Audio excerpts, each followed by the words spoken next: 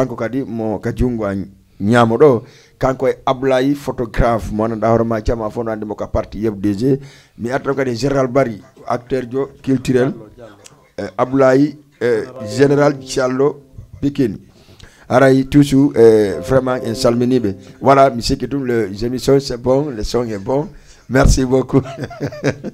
gi hay wuri to weltike parce que vraiment ça hari c'est un peu gauche merci à technicien wuri kido jama minna Amadou Badiang assalamu alaikum avant tout. Maaleykum salam wa rahmatullah ta'ala barakatuh DJ Pele Joli maaleykum salam toute la communauté guinéenne en salmina d'abord mawbe memben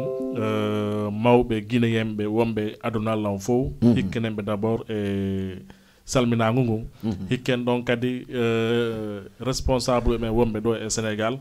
que ça soit responsable politique que ça soit responsable association wala responsable religieux de toute façon que tu sois guinéen haray on tigi men salmini mo kala ka on tigi jodori ma kala ka on tigi tolori haray soyez les bienvenus ka émission do ndaru yida ka Jama TV do e Mamel Wakam. Merci Amadou Badiang donc andi émission makon et tout temps mi wolna yon ko tous les dimanches ara do way kalude Amadou Badiang ka weekend star kanko no ko weekend ko star ben o invite pendant hay ricro c'est on invite do jaarou en tout le monde parce que kanko émission makon ko dum donc ko weekend star o nimo alors avant que en fait général Palaga Diallo Pikine wala jara Yagouba Pikine yara Ablaye photographe Ablaye assalamu alaikum. Alaikum salam monsieur Bella Joli. Nam. Are men salmini jama fo wondo travers du monde particulièrement communauté guinéenne bebe. D'accord. Donc mesdames weltani o émission argol do tintude haray na wela men moƴƴa bo Allah wadde barke télévision on ha aduna Allah fo wawa découvrir de piiji ko wattadi men wallita on kadi évolution no wawa tawde Allah buttina en Guinée kadi. D'accord. Ala mewtido. Merci beaucoup Ablaye Diallo photographe. Oui. Ko hono yida e télévision Jama TV avant tout parce qu'en ouverture déjà Arno hande a woni premier invité dans cette émission kono yida e télévision et ambition on ko honno e Jama wata soutenir de télévision voilà vraiment ko wela tum ko wela tum e burti bernde vraiment e plateau moƴƴi plateau labadi ko andanda horma vraiment c'est super haray min Ablaye Diallo ko mi wontiri yo jemma e ñalaruma ko mi wawi wallutade Jama TV mi wawa wallitade mi wadde effort ko tande ni e nder mi imma mi daro puisque ɗum ɗo vraiment ko initiative moƴƴo ko andanda hoorema ko wawata développer sous région men o e communauté men o information média o feƴƴa no woniri no haare ko ɗum ɗo mankanno en mais alhamdoulillahi rabbil alamina bayiɗo etade Allah beyɗo inchallah. Merci beaucoup e mi artay e général Yagouba Ngayuru ndin Pikine. Général assalamu alaikum. Wa alaikum salam wa rahmatullahi ta'ala wa barakatuh. Ida jang. Yettude Allah boy alhamdulillah. Sumayo. Hindu do alhamdulillah. Général Pikine rewino do rewti kadi ko passé ko welu sina dum si wela no inne no jamais warata. Kono woniri. Kon Sumayo mi sikki no jokka moƴƴa. Alhamdulillah rabbil alamin. Comme no beedo doyen be yewtiri doni. E yetti Allah subhanahu wa ta'ala e weltani ke jeunesse guinéen nda koko wonde e wolde tout le temps kon sa dabbi hunde a découragaki hawnaki heboya hara en weltani ke wuuri tigi on hara e wondude groupe makko on fo e weltani ke kadi guinéen créé do média guinéen ben fo vraiment hara e weltani ke be weltoribe parce que hande alhamdulillah rabbil alamin en hebi 3e chaîne télévision. D'accord. Hara den tañini kadi wobbe go kadi wado e volonté beyda. D'accord. Bon hatawa mo beyi ay hore mum. OK. E der communauté ji din kadi pourtant kadi wawde yanyude démocratie on sabu démocratie ko wiyete démocratie ko hakkunde wondube ben eno wondira non. D'accord. Bon salol en wadde hen jakkunde ji mede. OK, merci beaucoup. Avant que mertu général Pikine mer Ablaye Diallo. Ablaye. Oui. Alhamdulillah rabbil alamin anka ka yebdg wonda. Oui. Mi déjà da wadi kapu mananda arma ko photo selludale wonto. Président ngo. Mais Jama on no fesude e côté selludale de trop. Oui. Parce que Jama on no fesude kadi e côté entourage wombe do be. Oui. Selludale si ari do jama on yiyata sellu si selluɗalen ari ɗo o yata e programme ji ɗin fof par exemple duwaɗi yahede ɗin o wata yaɗɗi fof mais ɗi duwaɗi yahede ɗin o wala yahude déjà hay men nous les communicants guinéens qui est là c'est à dire on n'a pas considéré côté médiatique makko côté parti alors que ko jama guinéen wonɓe ɗo ɓen ko ɓe woni wadde batti pour wela selludalen gagnant élection ji surtout ma les sérieux encore honɗum yiɗaymo en tant que photographe en tant que jokkuɗo e parti on ko honɗum woni pro des ressources nder on haɗata ɗum ɗon fof waɗa voilà donc dans ce sens mais inne ɗum ko défaite protocole ɓe protocole ɓe fédéral ko yamira fédéral on ɗon ko hoorejo fédéral ko andanda hoorema ko on ɗo wawata hendude oɗo programme no woodi oɗo programme no woodi kono protocole on doit jouer de rôle makko on protocole ɓe so jouer rôle maɓɓe on piiji ɗin fof wawa e marsude Ablaye fewtu caméraman voilà protocole on so waɗi rôle makko on haray piiji ɗin fof wawa e marsude protocole e ɓurɗo ɓattuɓe président o président on wari kono on tawi men minen e communauté on ko ɗo men woni par exemple basse Guinée haute Guinée Guinée forestier ni moyen Guinée min ça siko min ama personne min oui mi ɓurti e yaade ɗiya communauté ji ɗin par rapport que communauté on sina ɗum effect heɓay donc dans ce sens pour ne pas que erreur on heɓa e protocole e ɓurɓe wonɓe proche ɓen ko ɓen ɗon duwa wadde vraiment ɓe haɓɓa sentir ɓe wawa andude way communauté on fof ko gotum ɓe wawa way fedrude e hakkude parti communauté on fof ɓe yaha ɗo ko ɓe duwa yaade kon exemplaire inna joni jeunesse ɓen ko garantie mabɓe ko ɗo joni meme hewta ton wona exemplaire gra siaga toguna ɗo ko wonando démocratie na wonando parti o wala e parti mais ko wonando démocratie e jeunesse guinéen ɗo mais yiye ɗo hay woɓɓe mayay e ko ik siaga jetta responsabilité mabɓe on haare pourtant laamu ngu na woodi mais siaga jetta responsabilité mabɓe on o wallita en ha on ɗon programme o résolé par exemple min ko base Guinée me jibina hay soro an ko base Guinée jibina ko mamiraɓe am ɓe mbawo ɓe iwi Fouta Diallo mais la association base Guinée ko toon mi woni gila mi ari ɗo ko kamɓe hollinmi sar nden ha ko woni ɗo la nder association ton goɗɗo wawata la ittude ton mais exemplaire si ɓe présidence ari ni wawa enude joni e mayin ton ɓe acca kadi wona menen photographe ɓe ag mi yaal photographe o agresseur ijo walla photographe ojo joguiɗo bombe o wara ade walla goɗɗum ngo donc si min inni oɗo kaari na duwa yiidade président oɗo kaari na ari ɗo ha na marani parti on important ɓe duwa accude ligne o ɓe ara min jooɗiɗa min tintiɗa min wolana ɓe kaari ɗo na mari important kaari ɗo ko ɗum ɗo ɓe yiya si ɓe yiyata nafa on donc ko din ɗon mankani en ɗinna mankani en vraiment parce que yimɓe ɓe buyi wonde wullutade jama buyi no dilan un coup de téléphone min ok min komi photographe bien sûr mais protocole na toon ɗum ko juge protocole no d'accord c'est à dire juge protocole o si waɗali ko dowa waɗede kon mais pourquoi vous ɓartiɓe juge protocole on noddali protocole jo wi on mo en tout cas ko wonɗa wadde ko c'est pas normal ko ni e ni dowa waɗede ha o salo waɗugol iɗon andi min toujours si on jentike plateforme uji ɗi ñande o ñande min sonka ɓe inne way lam wuli ɓernde donc mi haala e ɓuy wonde sa inne woɓɓe mi inne yenneɓe bien sûr ɓe fopp ko mawɗe lan respecti ɓe lan teddini ɓe mais mi falaka ɓe innema kun kala koɓe inni kun min kon pullo e komi haɓireno min yegoreɓe am ɓe sosoɓe ɓe inne fule di cela veut dire ɓikkum pullo anani si ɓe innima ɓikkum pullo hara ɓe yawikema ko ɓe innoma ɓiɗɗo pullo donc c'est bon a yiyali hay sa daari tinde ande ko ɓatte laɓini Conakry kalfaya mi haɓineno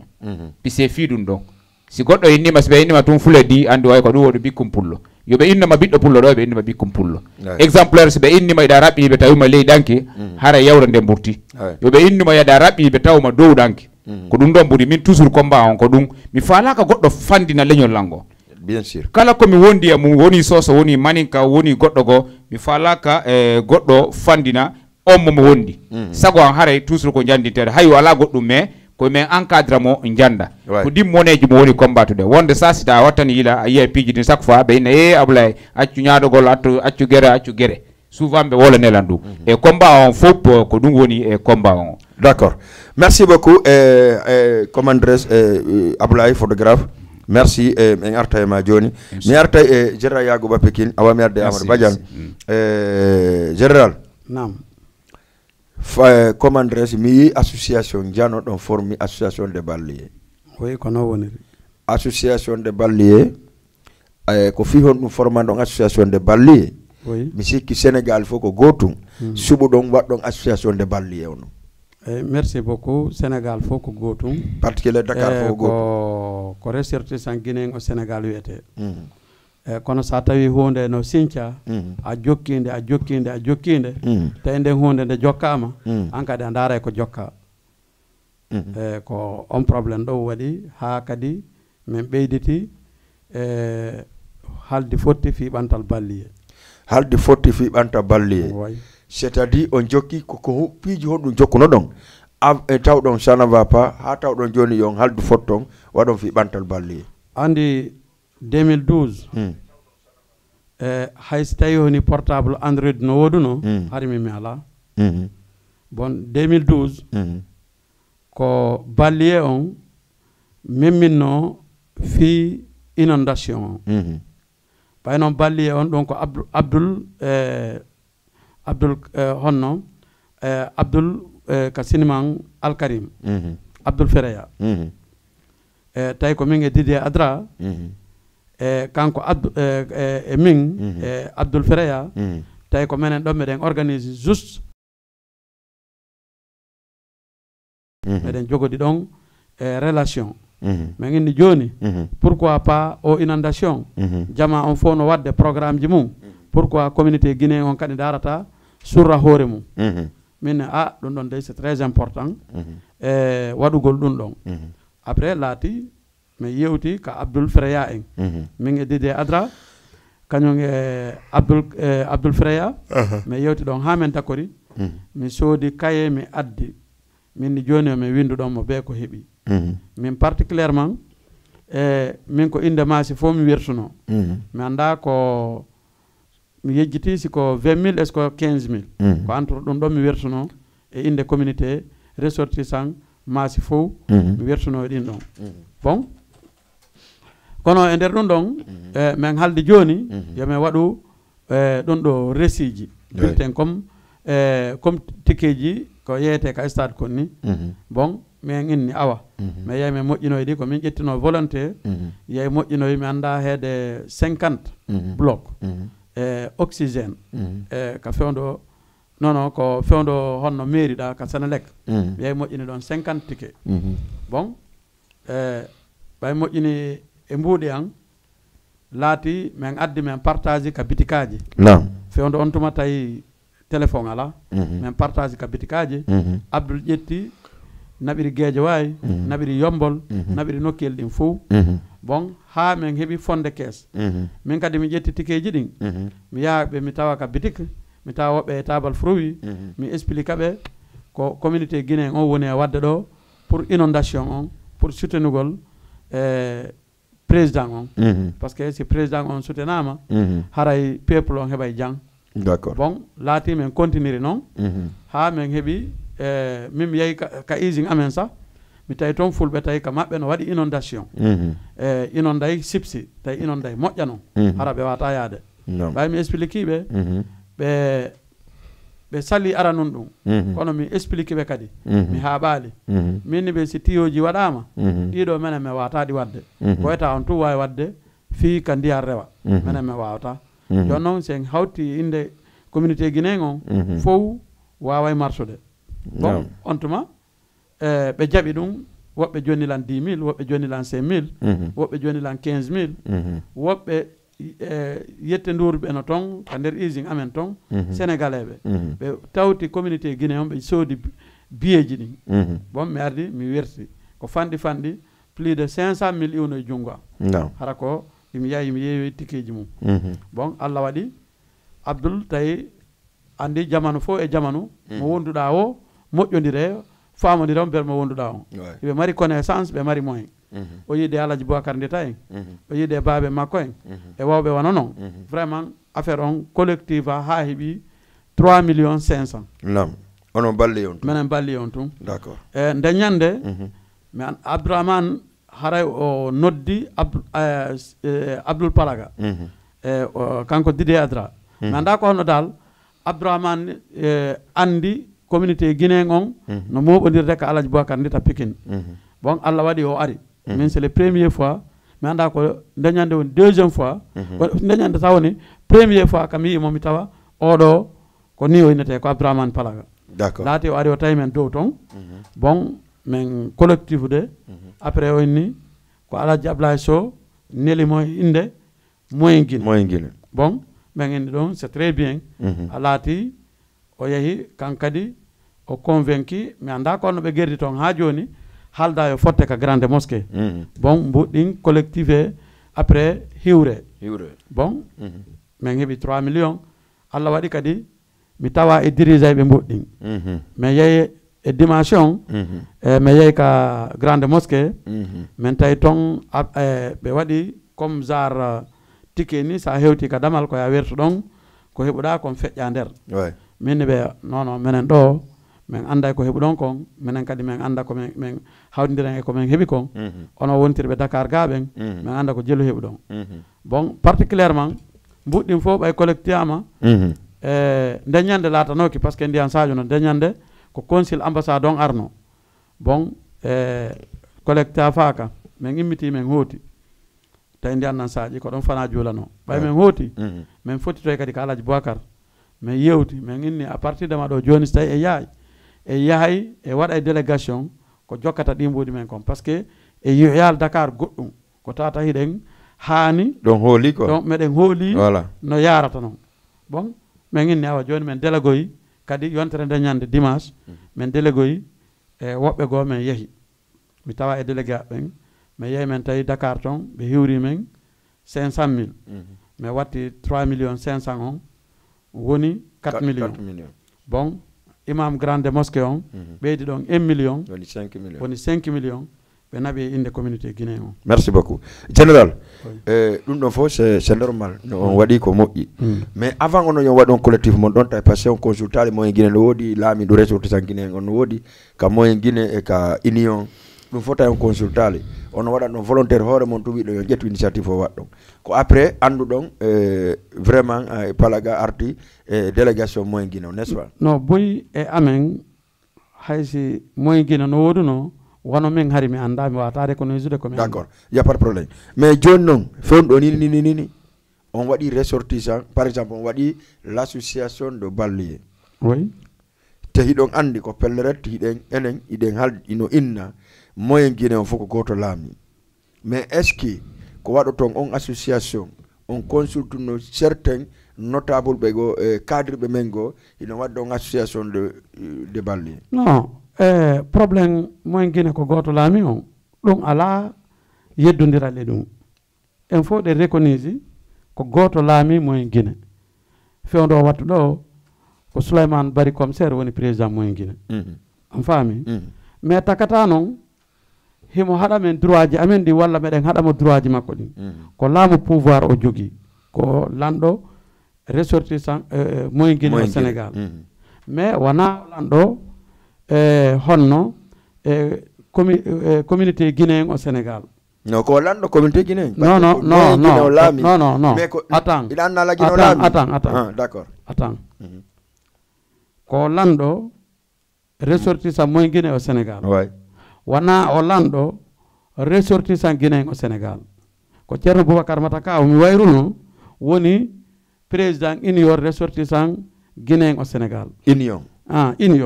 union on noon ko ɗum représente ko lagine fof ko ɗum woni union ɓeɗɗa ko moyen guinéen merci par ce que ko ndala landade kon mi tan ini c'est très important pour mo ɓe anda joni est ce que ballier on ko moyen guinéen tu won ton non voilà ballier on na moyen guinéen tu won ton bon sosoɓe no ton maninkaɓe no ton forestier no ton guerteɓe no ton fulɓe Fouta no ton ko ɗum woni majorité e nder Sénégal kon so tawi woni mi waɗi ballier ɗum ittali Souleymana commissaire no laami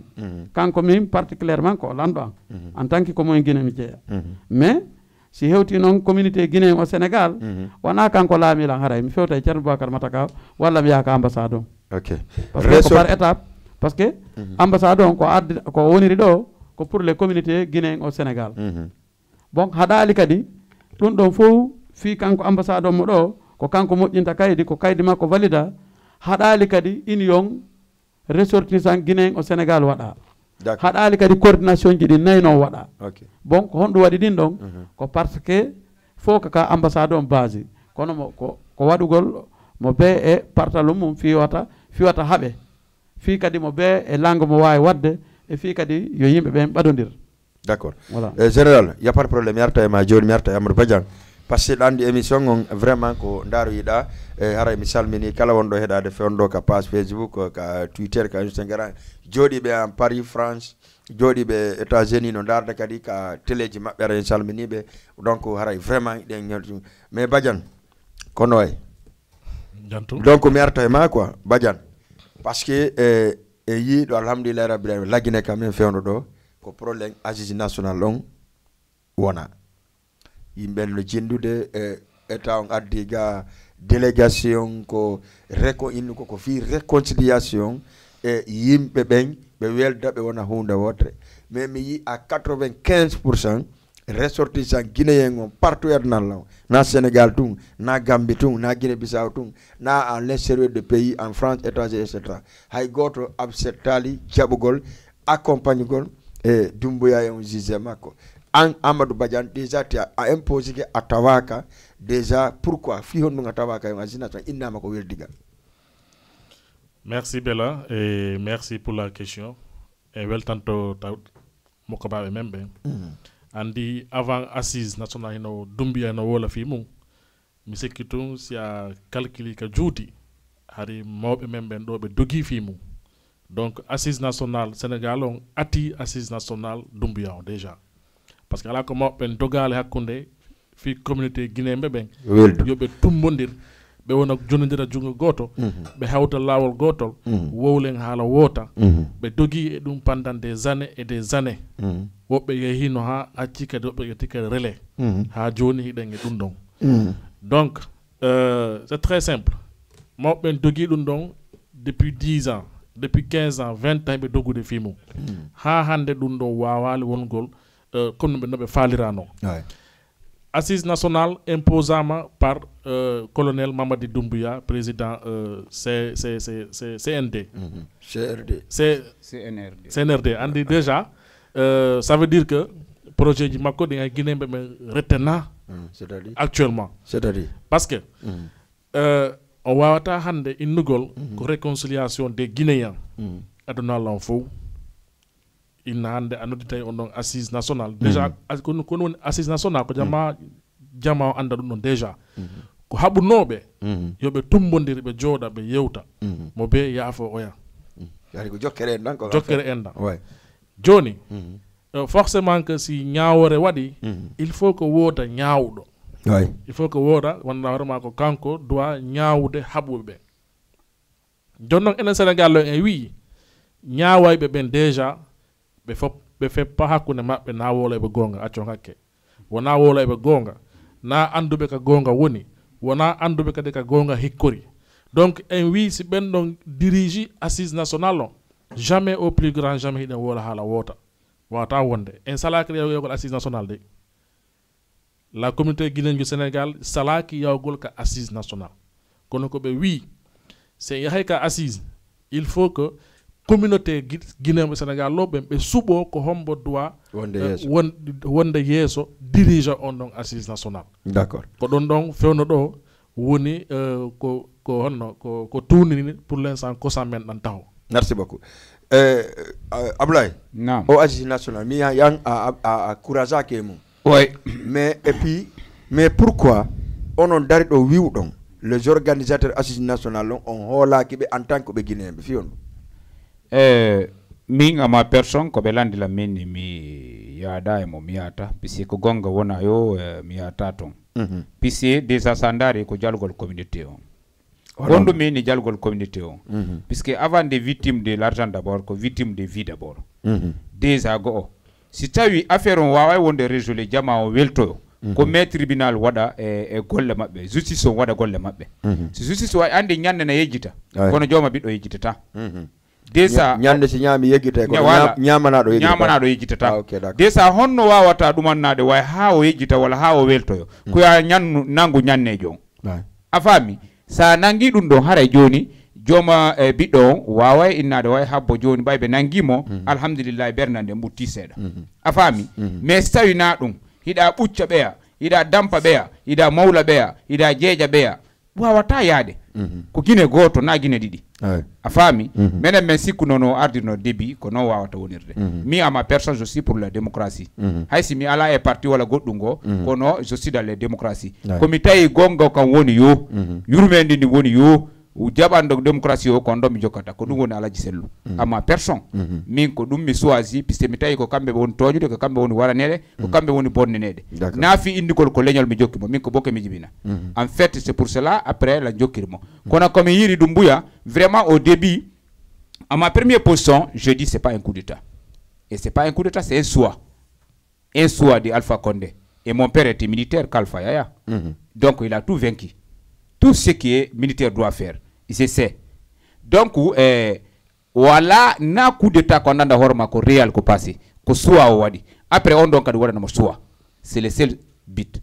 maintenant o ari o yai cimetière o yai o huri ke duman na ko yimbe ben weltanike mo et comment il va revenir encore écouter les certaines personnes bouche en oreille et des certaines personnes main en noir de venir faire malgance. D'accord. Après Guinée Djibo. C'est pas normal. Abla, c'est-à-dire si mi famille ka yow d'accord. C'est-à-dire kono le dumbe no départ non et no wori hande non ko fu o wati fenande. Voilà. Wona c'est-à-dire c'est pas normal. Voilà, c'est pas normal. Ko woni wadde ko. Parce que on bon piji buy ka yeb DG en tant que patient ko don wande Aziz on do. Mi wi uma onon Guinéen au Sénégal. Worbe wobbe adama organisation. Be organise be hikko yeso men be organisa assise national mais onon jeunesse on d'accord ali ben don be wona be Guinée be walla ko be wolata gonga voilà c'est ça la vérité donc mais hola ki diplomatie guinéen nécessaire mais hola ki be ben no boni wadirde non mais hola ki be hande mais hola ki be jango mais holata ko be faddi jango puisque no woni diriger de non c'est pas bon déjà ça devrait être média privé onon hambe menen société civile. Voilà, mais la société civile mais holak diplomatie guinéen ko ndu wadi men holak be woni be dirisu de be e be ala dirisu de no aniri puisque si tawi no media privé kad na tonnu ok mais wawe famde do oui be do si yewtali be do so hollali be do hollay kono ko media goto woni ko be soaji ko bendo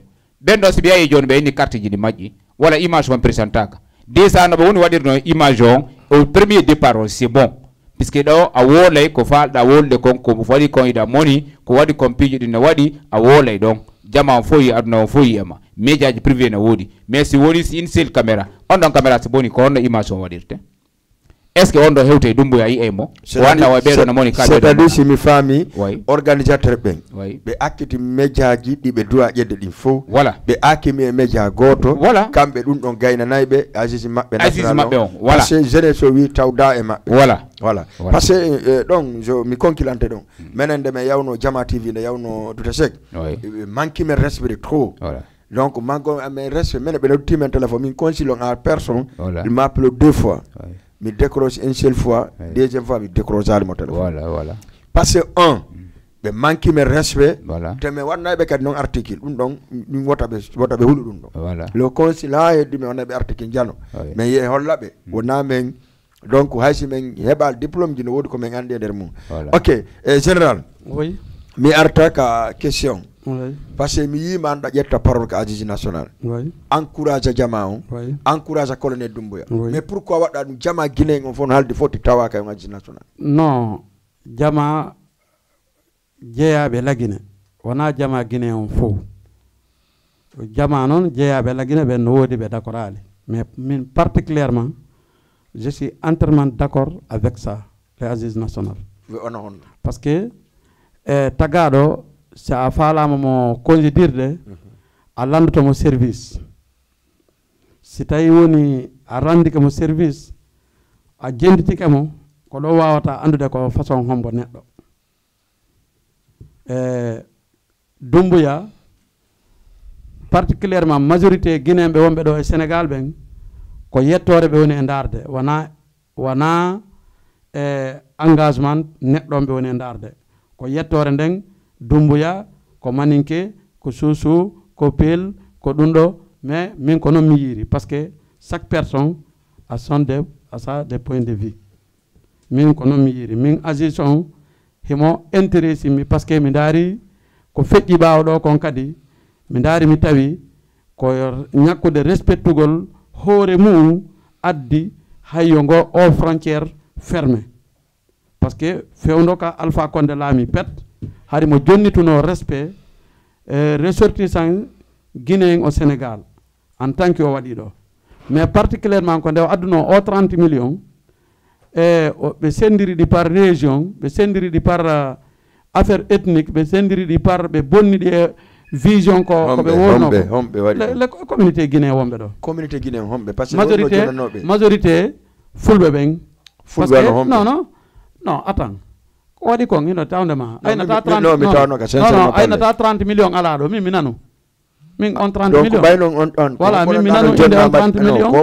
mi anda ko mérité mi anda ko honto ɓe 30 millions adda tawi ko Alaji Ablaye Sow hiwri wonde manna juulirde fulɓe Fuuta ɓen no nangi fi juulirde haray yo wallite par ce que min particulièrement hilan wersi finden juulirde bon e juuɗe ombo e juuɗe Grawuri Thialere jelu mi yejjiti ko 100 000 mi anda ko 120 mi yejjiti d'accord en tout cas ko 100 000 dal joni noon depuis ɗum ɗon ha ka won ɗo goɗɗo e naallan ko ɗo terrain woni mi nanal kadi no wowle gasi artenda d' accord joni noon ɓe ari ɓe hollimo wonde man nayi juulirde no nanga yo wallito bon o ƴetti 30 millions o hokki bon ko ɗon ɓe fuɗɗi wiide minen komin catholique ɓe namen julɓe naatiɗo yaltiɗo mais à 95% de musulmans communauté guinéen bon goɗɗo wata wiide no okka fi juulirde mi wonami julɗo min mi wawata ɗum mi absettata ko fi juulirde Alpha Condé waɗirno o ara o tawa juulirde nden o tawa communauté on no juula ɗon kankadi ñande goo o ara o juula e mayre o anda golle makko no ɗon mais depuis ɗum ɗon wawali marsude bon ɗum ɗon feƴƴi kadi o FNDC o immike par ce que nanen a landi kala landal margal important e ammin ka balli e toon min Aliou Bari ƴetti Idi Bari naɓi mo ha ka place an ɓe explique lan affaire on mi ƴetti ɓe ɗon mi jindini ɓe Pikine fop e makko baɓe ɓe mi andi ɓen fop min soodi t-shirt ji ɗin mi yeey men tawi Didé Malaɗo en no organise ballon stade Amadou Bari mi waɗɗon promotion ɓay ɗum ɗon feƴƴi min mi arno rue 9 angal 12 mi soodi ɗon 400 t-shirt mi yoɓi liquide mi soodi 400 t-shirt mi distribuiɗi Pikine mi okki ko yeehi 300 t-shirt mi okki mi yeehi 100 ha ka won ɗo goɗɗi goo no heddi ɗon bon ɗum ɗon no tawa communauté balliye on no tawa eko janɗinno min immotono toon kadi min ara ka yana ɗum ɗo ka yanamar min tawde ɗon ɗin ɗon action ji fof renioji ɗin fof bon ɗum ɗon no tawa eko resisini ɗum ɗo FNDC on à Dakar d'accord bon millan tawa ɗum 100% e communauté e wonɓe ka balli e ɓen no tawa ɗum par ce que en publino ɗum e radio ji ɓurɗi nayyi d'accord général kupama joni noon ɗiɗo piiji fo a waɗi d' accord non en artay ko Aziz national avant ɗum ɗo avant ɓay ɗum ɗon feƴƴi ko Aziz ɗo avant Aziz on colonel landino 1 personne Dakar ɗo mi anda 2 personnes ko windito yaha honno fi CNT on ko o inni leydi fof yo addu liste mum bon enen Dakar ɗo particulièrement hiɗen andi ko kermel fottoyno ɗen te buy emen ko naniri wona wigol mi wolani communauté on aren suɓen mo ɓe yeehi plus de 10 candidats yaltuno ɗon une seule fois o vidéo ji ɗino ɗo bon te pourtant wona ɓen ɗon fof wona enen ɗon choisir ɓe woɓɓe kadi yeehi individuel naɓi dossier ji mum ko ambassade on déposé bon joni ɗum ɗon yeehi waɗi échec komɓe waɗi ɗum ɗon échec par ce que Sénégal ɗo hay goto mi nanali ƴettama e ɓe yawnoɓe fof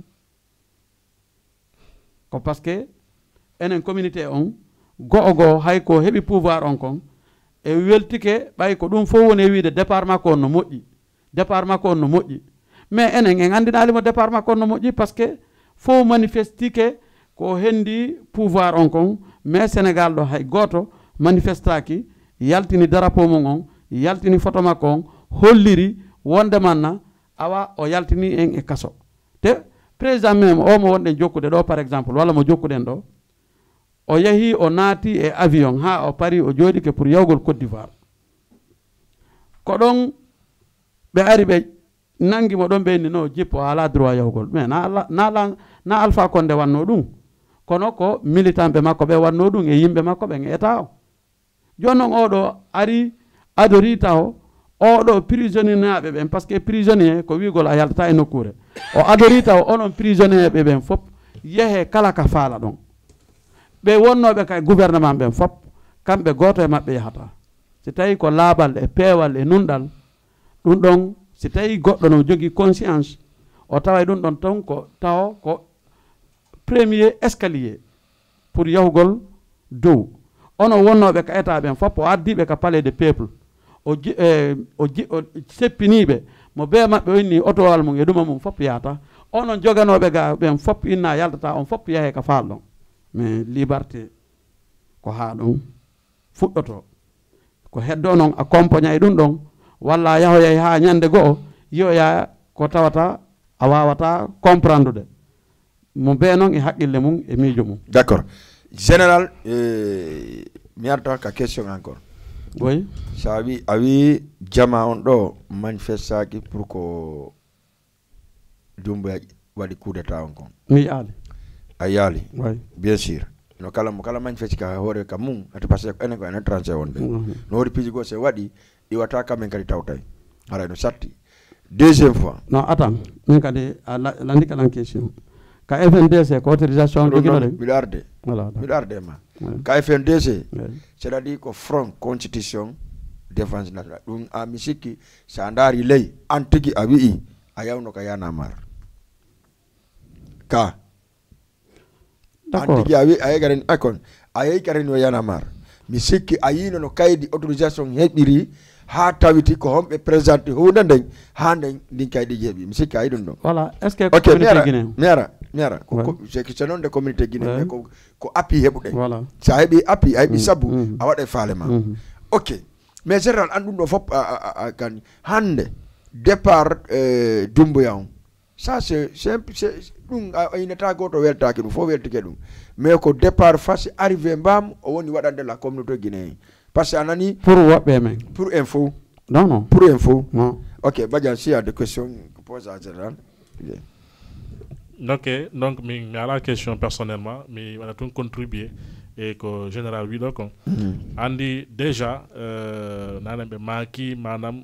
Alpha Condé débloqué 30 millions ok guinéen ɓe fi okki guinéen ɓe au Sénégal au Sénégal ɗo voilà donc ɗum ɗon so tawi 30 millions on ari woɓɓe goy no mari droit yaltugol inna jonne men ko amen ko parce que men na mek julɓe c'est parce que na guinéen fof ko won julɓe kadi le fait que 30 millions on ari au nom des guinéens du Sénégal Alpha Condé innale julɓe guiné ɓe wonɓe julɓe guinéen ɓe wonɓe Sénégal ɓe o wi hino 30 millions fi guinéen ɓe wonɓe Sénégal ɓe ɓay o hini ɗon faala juulirde kamɓe ɗon ɓe précisal ɗum ɗon an kay min nima ko Alaji Ablaye Sow Keɓali landi wi professeur Alpha Condé guinéɓe ɓen no faala heɓude juulirde ko on tuma Alpha Condé débloqué 30 millions jonni communauté guinéen wonɓe ɗo e Sénégal monsieur général hande so tawi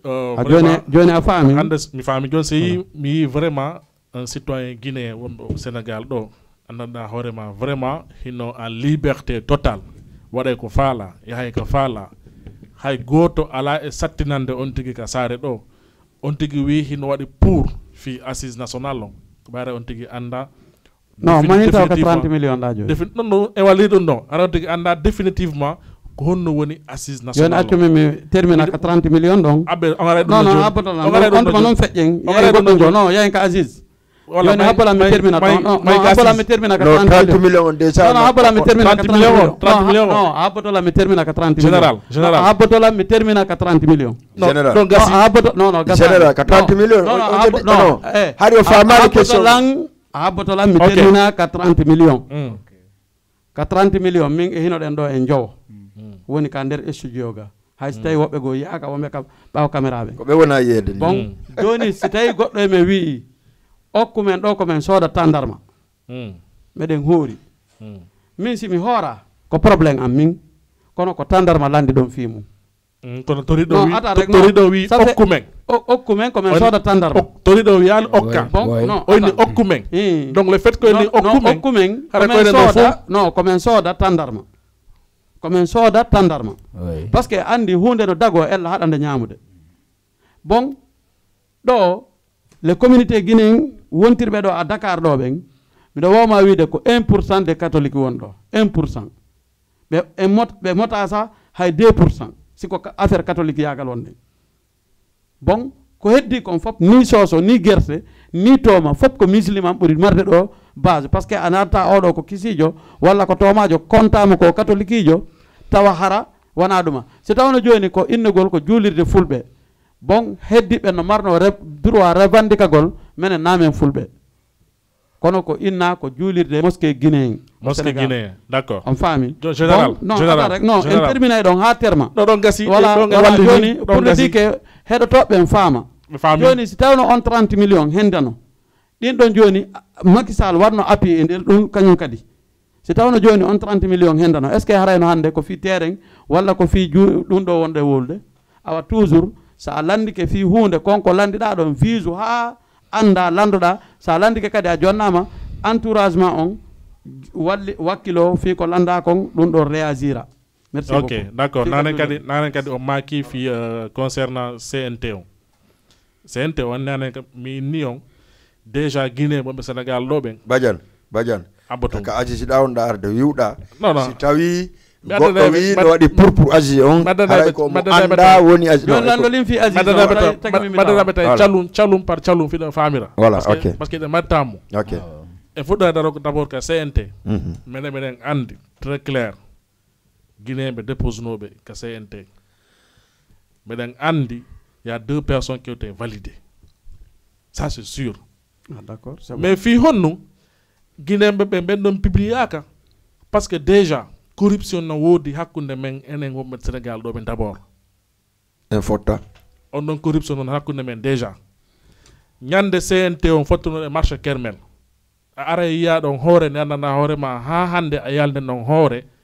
e manifestation filia la liberté des Guinéens ɗum no lappos ɓen ɗon dépose kayidi muɗum ta ko ɓe ɗon favorisa e hoore yaltuɓe waɗi marche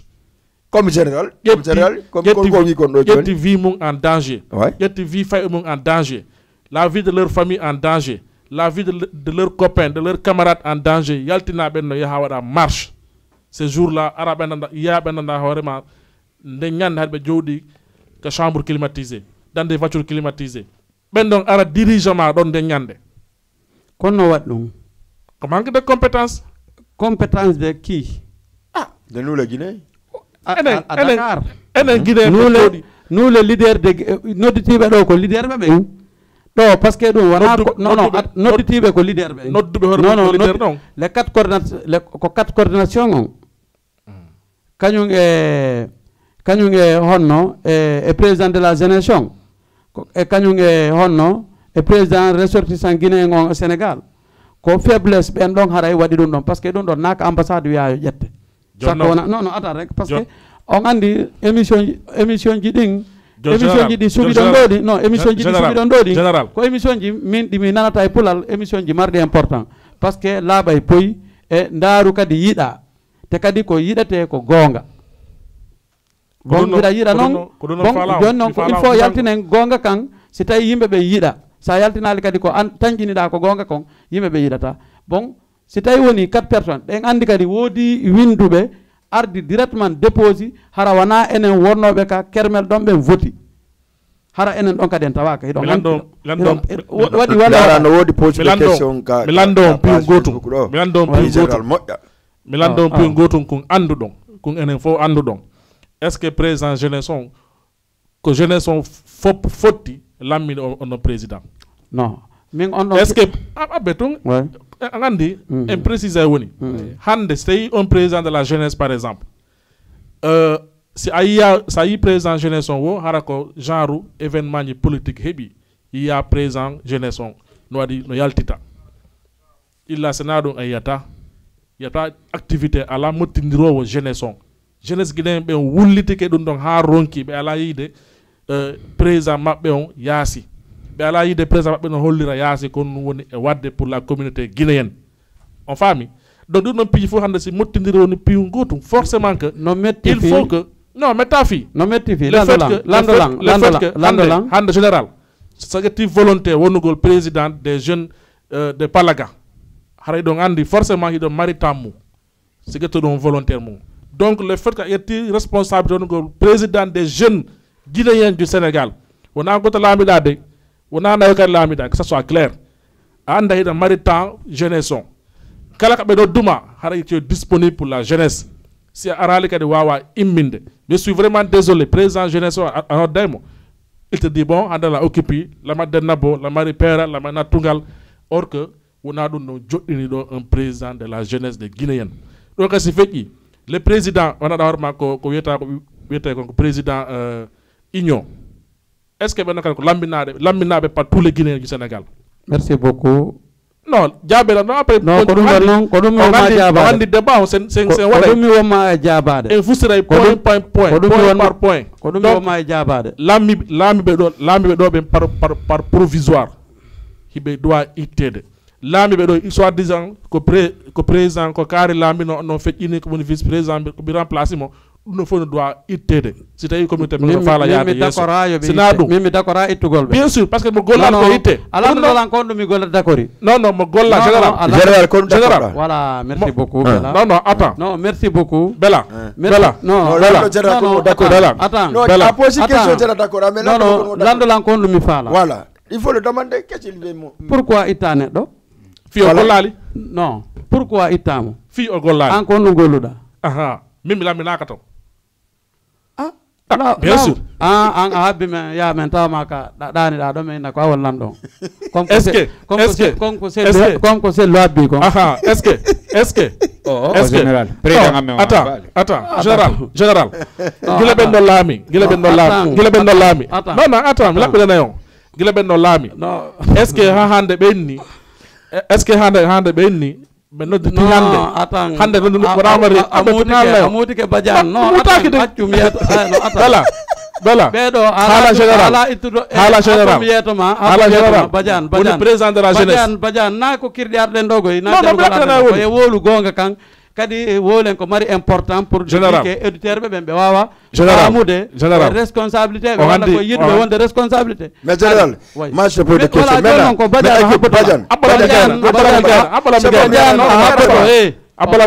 a habboto mi réponda question mi gayna lon taw joni a habboto joni min mi haqqil ala non ko min pose la question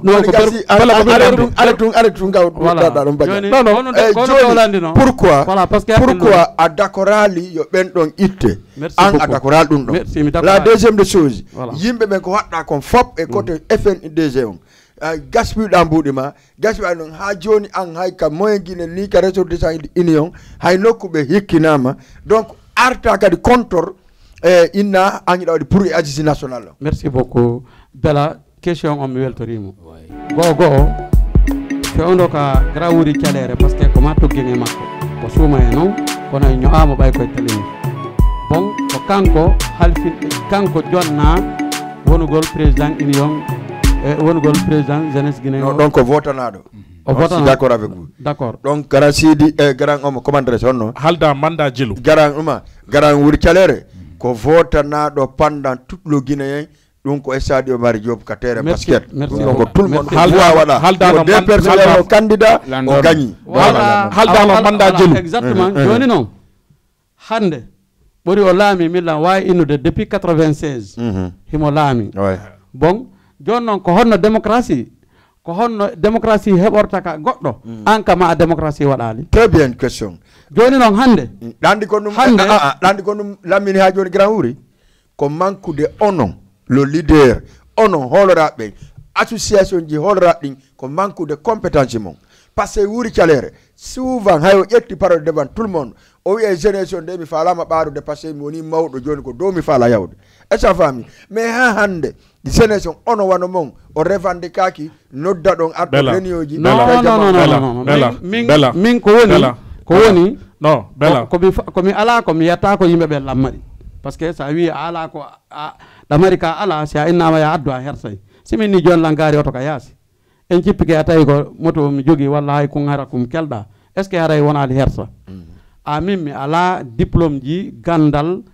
goɗɗi goo kono pour yangagol e laaɓugol pour no communauté guinéen on changera ɗum hilan ɗum depuis 96 hilan e ɗum ha o no jour hande hilan ɗon tout le temps ko nana toon général par ce que ko piiji ɗiɗi woni e tagaɗo ko konngol e kuugal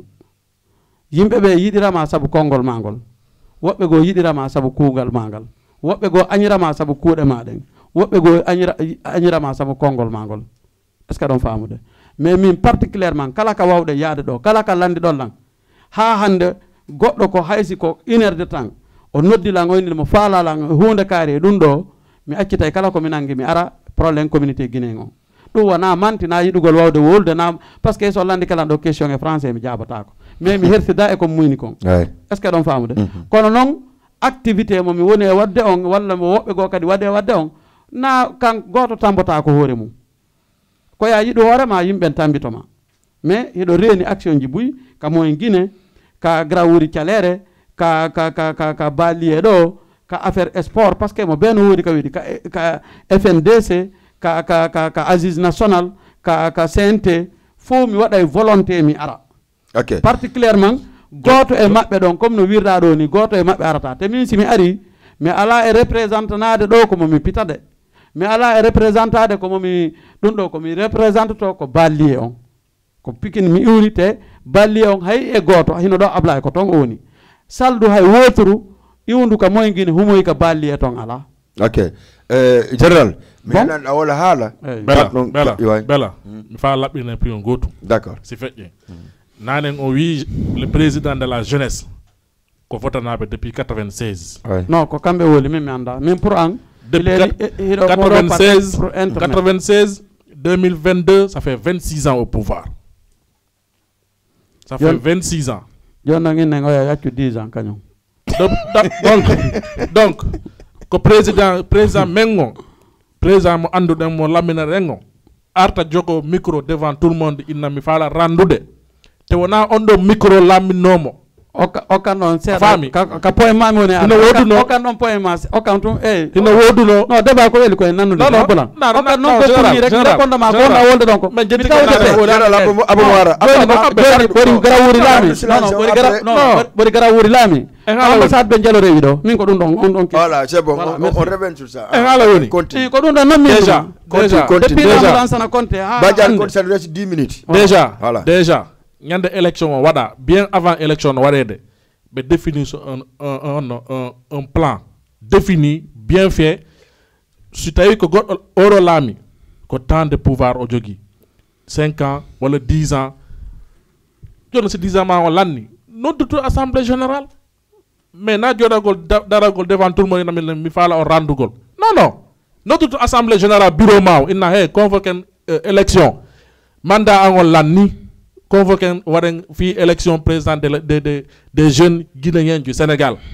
ɗum ɗon ha hande waɗali non argol dennabbo ma peera jogo micro wowla ina fala demisogol non c'est pas comme ça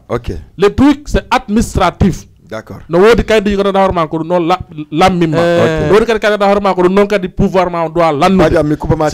c'est fait secondo bela abbo bela attends dandi kombo mi no wawno remplace de wuri calere non attends rek ɗum ɗo na ɗum ko ɓenen andi attends non min kala andi ko fote ɓen andi kombo fotno wonde ɗum hara kadi koye bon manière fewdo ɗo e jeunesse ɓe mi andi ɓen ko Aliou Barry il est bien placé pour wonugol président de jeunesse guinéen au Sénégal. On andi wonugol président. Non, attends, c'est landaki diplôme. Landaki relation. No landi relation, no landi compétence, no landi moyen. Non, landaki moyen. No landi kadi diplôme. Landaki parce que diplôme. Parce que goɗɗo jangirta. Landaki diplôme. Non, kono goɗɗo jangirta. Landaki goɗɗo jangirta. ko fi yo gollu min silan gollude an ida jangida jogi kaydi ma ala gollude mais ko an hani gollude. OK général écoute général écoute joni Habou Badiang ha défini ça parce que voilà après on femme exactement ko honno général Wuri Thialé depuis 26 ans ka présence waaw inna yo Alpha Condé mo kañum non voilà joni non Alpha voilà avant ma lamande kono wiyano mandat de 5 ans la même chose an waɗali 5 ans kama an waɗa 5 ans ka goɗɗo heɓita kadi 5 ans fi second mandat ɗo landino ko ɗon haaɗuɗa mais quelque depuis 96 26 ans duuɓi nogay e jeegoo an sa yeyi dennabbo jogoɗa micro nami faala randude merci beaucoup wona ka dennabbo ɗo lamminoɗa dey na kadi ka peera lamminoɗa dey jamma on tumbodirno waɗi administrative inni oɗo son votani oɗo ko nigero ton jarama jamma on votani Wuri Thialé OK Badiane depuis 26 ans Badiane ɗon si feƴƴi e gara ka président union des guinéens le président union des guinéens haray lan landi min personnellement ko honno on non kadi lammirano OK parce que c'est guinéen ɓe ɓen ɗo no divisé c'est le responsable il faut qu'on arrête soit disant que andi ɗo comme wonno président Abdoulaye comme woni vice président Ablaye calme-toi général point fort arɗa ɗo général calme général ayno ɗon ka président union de guinéen ɗon ko ɗon noon guinéɓe ɓen fof ukki ka anda sabu honno andi kono lagine ɗo andi ko sabu honno enen fulɓen kono wawɗen sabu honno enen andi ko mbo ronuɗen il faut donner les choses mbo ronuɗen ɗandi ko mbo ronuɗen anda ko dadis non non attends ta wi non accumi yetoma ko dadis ronuɗen enen fulɓe ɓen wonɓe ɗo ɓen fop ko kaari ma yey on tigui ƴetta o jogo noon o enna waccitata par ce que mi aranteno Lansana Conté maayo dadis ƴetti mais Sékou Ba Konaté laamu jaɓu laamu ngo e junngo dadis maniére no ƴawiri o kanko andi laami Doumbouya jaɓu laamu ngo e Alpha Condé laami mais Ceerno Boubacar Mata Kaw ko Alaji Ibrahima ini yoɓe remplacé tawde ɓe maayi wuluno non attends non ko yewtere tum Souleymane Commissaire ko Alaji Ablaye Sow ɓe remplacé par ce que hari maɓɓen duuɓi maɓɓe ɗin towi ɓe tenata bon kon ɗum hikki ɗon ko mayde kono fewndo ɗo enen ɗo fop siko sago ma ko ya añu président Souleymane añamo ha tawa vraiment a faalaka mo kono hay e goto fewndo ɗo tawa ko juulowo hulowo Allah ala mijantoɗo mo mayde fewndo ɗo min on dey particulièrement wawi mo añude kono mi yiɗanta général c'est bon Badiane c'est bon je reviens général général jonnon on andi pi gotu on andi o débat ɗo nanen a woni ɗo nanen a woni ɗo débat 20 minutes débat non problème on nanen débat on koma yewte nanen a woni ɗo haala marka important ka problème honno ka problème non ka problème coup d'état walla innugol oɗo honno ko problème assise national mais problème il faut assise national on il faut guinéɓe ɓen comprendre ɗum wona problème justice non wona problème kanko lanɗo on wona problème imamu ɓen ko problème de jeunesse problème de réconciliation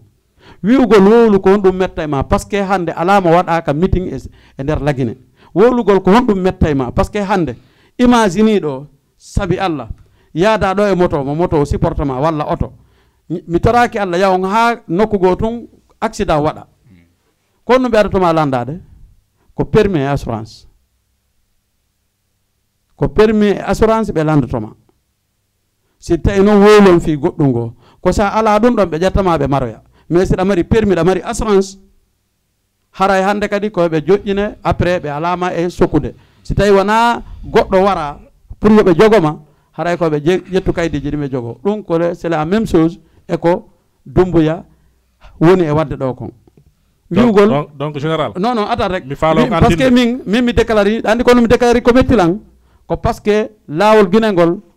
ƴedde ɗo enen guinéen fop hande hotowo lagine ala mo rewata kundara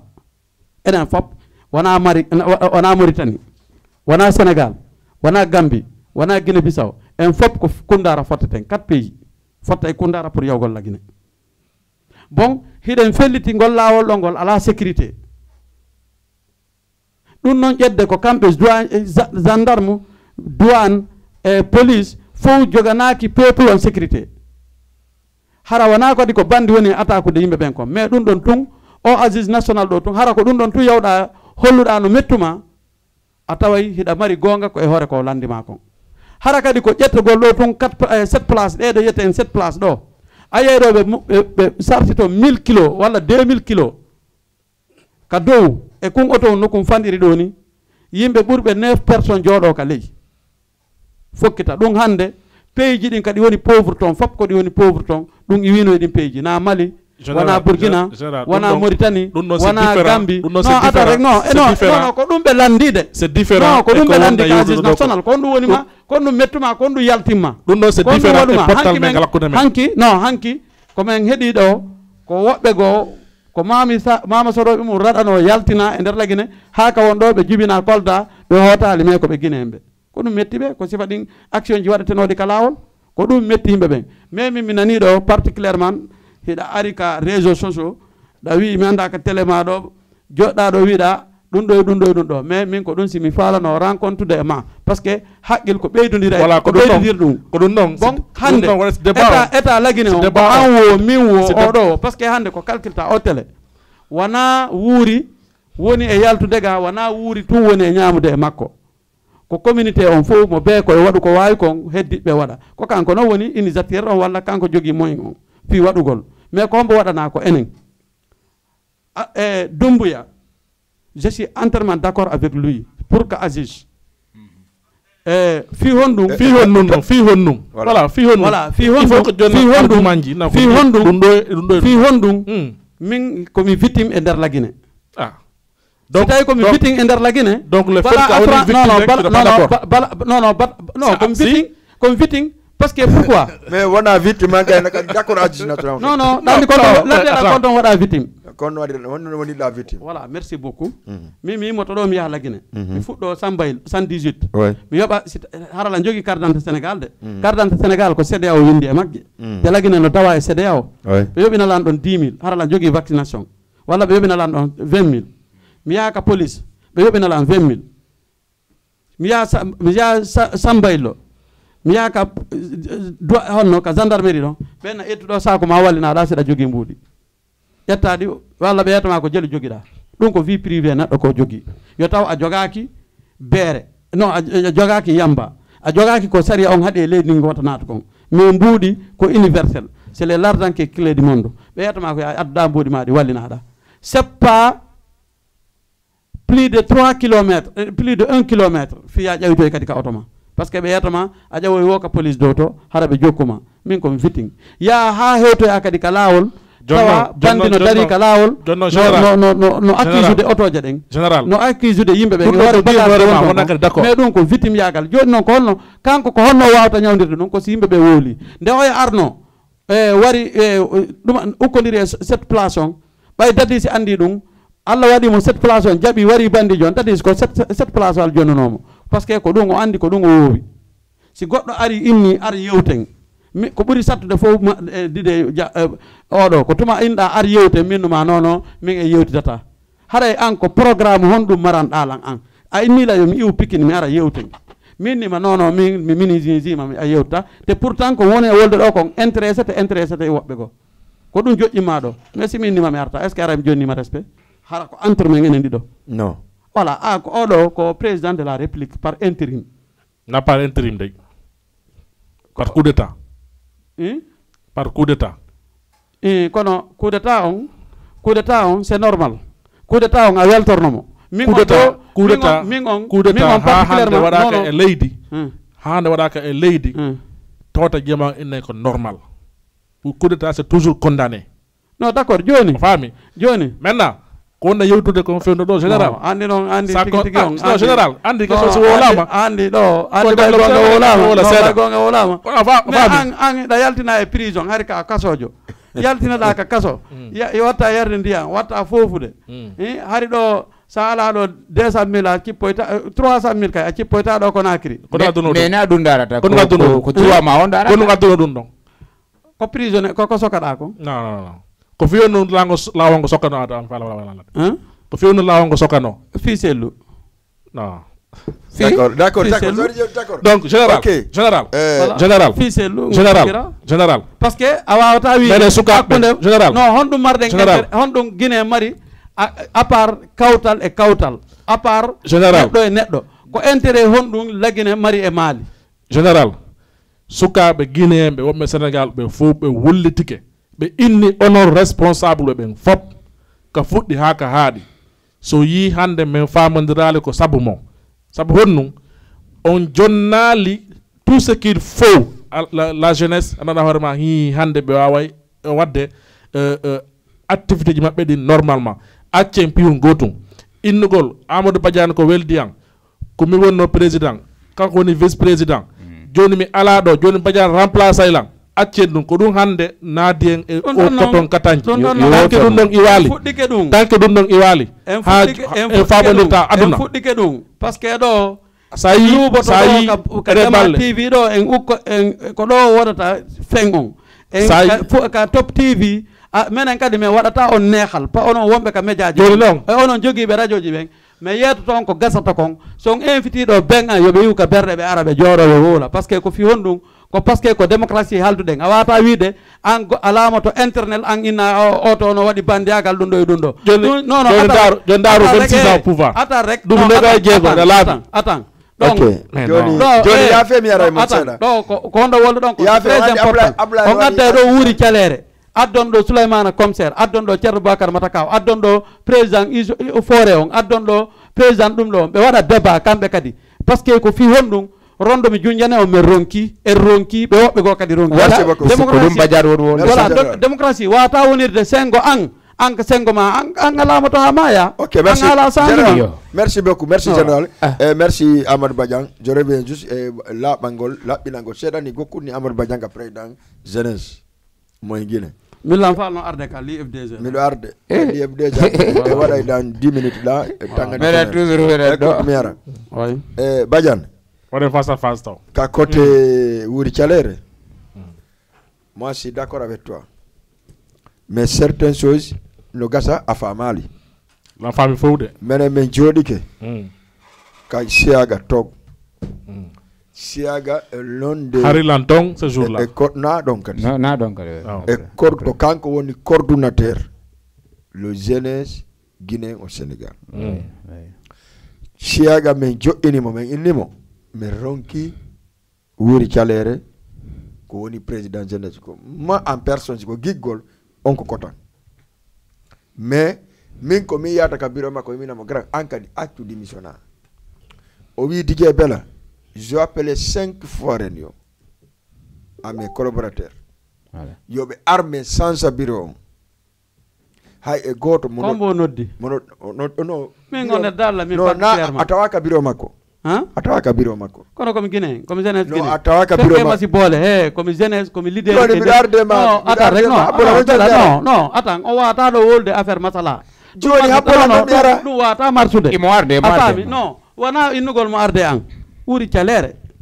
ko o wi ko président c'est pas grave mais o wowli ɗo nane min takinane min ni Aliou Bari c'est très important on landakilam pourquoi lanɗo so o nomama o woni lanɗo hande kadi wona kanko ko mission pays makko on o yahata fimum wona mission ji makko ɗin wona wigol ɗo joni hila yaade ɗo wono selluɗo ni lammari denna bo Daleng lammari denna bo Fodekaria Kindiya ko esiraɓe an wona ɗum woni mission lanɗo taki wonde wolde mum par ce que neɗɗo hande ɗo par exemple non atan président jeunesse kon ɗum o rencontrata ko yawgol ndaara jeunesse on ka woni toon heɓa toon no wuurira si tawi a soodi o bikko ɗo 100 francs an andi honto soodoymo ya yeeyamo ɗayna goɗɗo ha yeeyamo 125 andi a wuuri ɗon non gra Wuri Calere grand commerçant général accitata business Wuri Calere o jokkito Wuri Calere law hari marno on temps joni non général laisse-moi terminer parce que émission on komi commandimo nawno commandimo de on accay min commandiɗo mi jonna juste on an après débat on hewre mum na on débat ko an ɗon kon tawata voilà il faut que on coordonne est-ce on fami mi ara mi laɓɓinanay woni Badian parce que min e horan mi do falama yo président jeunesse changé je vais vous dire la afala walla afala yo changé o changé o wade hon ko don woni arde jadi ba ene si tawi mi do angi da fala wonde président jeunesse no écoute mi yetoma non a wowlay min do lam fala no an na joni an non anda fala woli an no woni min lam fala wonde président jeunesse wi wey ko do woni arde anda fala non anda fala wonde président jeunesse fala anda ko ne non da fala wonde Badian da fala wonde président nami candidat hein mi wonta candidat a hulu non na hulu gol d'accord joni abbi ala ko ne encore ko bijabo mo écoutez général kono a fala ka wonde wona candidat kono non innon to wombe be yobe yo sa itti on do watta hombo déjà sa itti hala watta hala écoute na wodi ko ari do ha hande ka plateau mon do bori udditu dom mo parce que mi nanali Foli TV ko même question onon journaliste be no way wastay woni onon kadi gandal mongal no manki joni est ce que on dabbi goddo ara o inna hi min hilan fala remplace de wuri face à face ko mananda o min wuri ko siddo an ko koto an ko bappa an ko kawan mais dum e démocratie yaada dum joni général politique yaada général est ce que don faamu général ko andon non kadi général chaque élection si wadama woda innube kala fala wargo candidat adday dum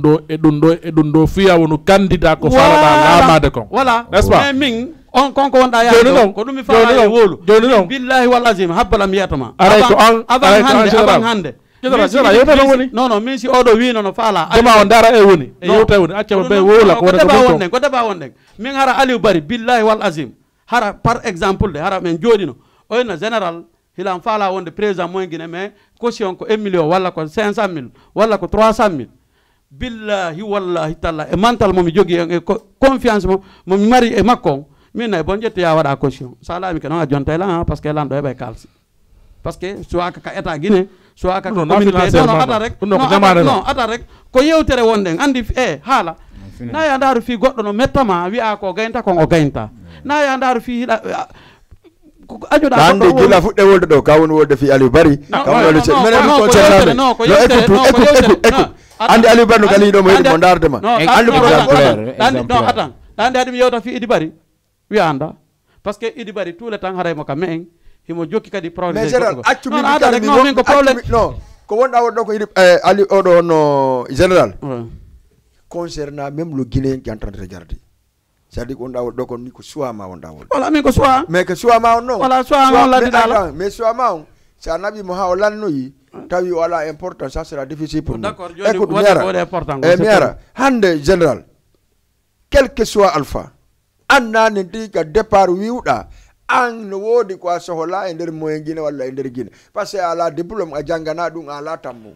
alors que joni kadi wiuda da fala e made kanda ok je viens avec toi mi lardema hande ansi a woni président kono jannanta goddo ansi a woni président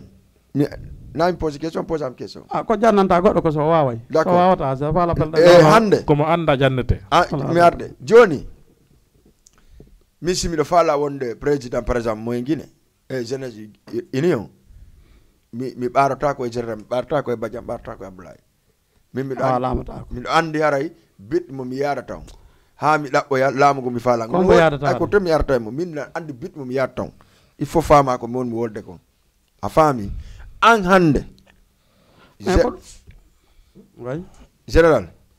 en débat tay débat on ka hande ko yededir tum non ko fallo o watte je suis prêt hay ko empiro ka je suis prêt ok parce que son tangi mi tangi ko piro sakitor général wori Thialere woni président jeunesse union depuis 26 ans depuis 26 ans comme tu as dit a fami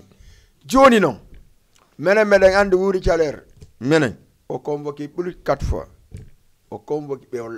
bay o lami ke be o nomi ben campiro ma kombe no mimi anda goddo anda tabe parce que atawa kay ko dum nani simi induma mais pourquoi me andi wuri Thialere ma dai kido don ila moy c'est ça comme ça est-ce que hadandi Issa coordinateur Guinée hadandi Issa coordinateur Issa to mi anda alors ke andi awa anda voilà déjà ngi makko mi anda est ce que la ngandi ha inter de Issa to andi mo modja parce que ça nani le vrai combattant guinéen il en fait partie ala buri on no ga sara la yi amoni ko nara voilà le premier d'abord yawgol on ko on tun jorto nodda Dumbuya oyna ko onda wata ko o wondo kam do merci beaucoup tog wonɗo wakam ɗo wona non fof wonɗo wakam ɗo wonɗo wakam ɗo asa fami donc